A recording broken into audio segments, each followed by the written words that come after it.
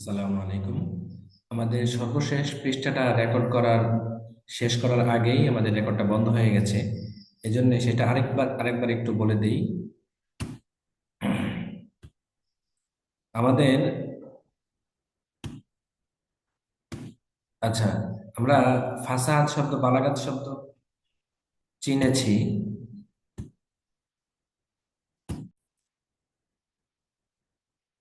তো একটা বাক্য পরিপূর্ণ, ওই ফাসাহাতুল মুতাকাল্লিম কাকে বলে? আমরা তো প্রত্যেকটা শব্দকে আলাদা আলাদা ভাবে ফাসি ফাসি বানালাম এবং শব্দকে গঠন করে বাক্যকে ফাসি বানালাম।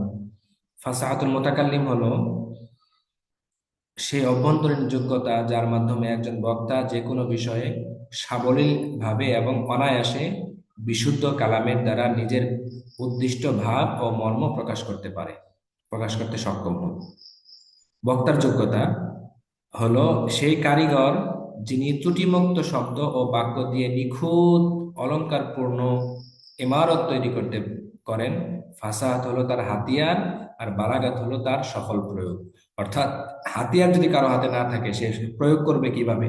তো এই জন্য বালাগাতের আগে আমাদের ফাসাহাত জানা দরকার, ফাসাহাত বোঝা দরকার। তাহলে বালাগাত জানা, বালাগাত বোঝাটা আমাদের জন্য সহজ হয়।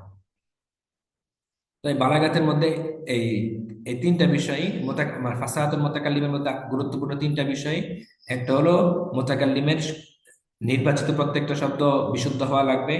এরপর এই শব্দগুলো দিয়ে সে যে বাক্য গঠন করবে, বাক্যটাও সুবিন্যস্ত হওয়া লাগবে। এরপর বক্তাকে কথা বলার সময় মুক্তাদাল হাল অনুযায়ী কথা বলতে হবে।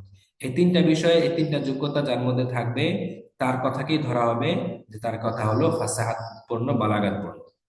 তাহলে ফাসাহাতুল কালাম বা কালাম শুদ্ধ হওয়ার জন্য তিনটা যোগ্যতা দরকার, তিনটা দোষ থেকে মুক্ত হওয়া দরকার।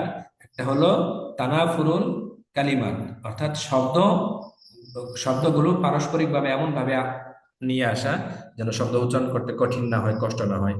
এরপর আরেকটা বিষয় হলো যে মুখালাফাতুল, এই কি বলে, আর তাকিদ, তাকিদ না হওয়া, অর্থাৎ শব্দের মধ্যে কোনো রকমের দুর্বোধ্যতা না থাকা।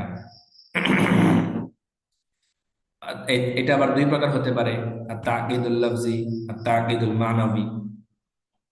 আচ্ছা, তো এগুলো হলো একটা বাক্য ফাসাদ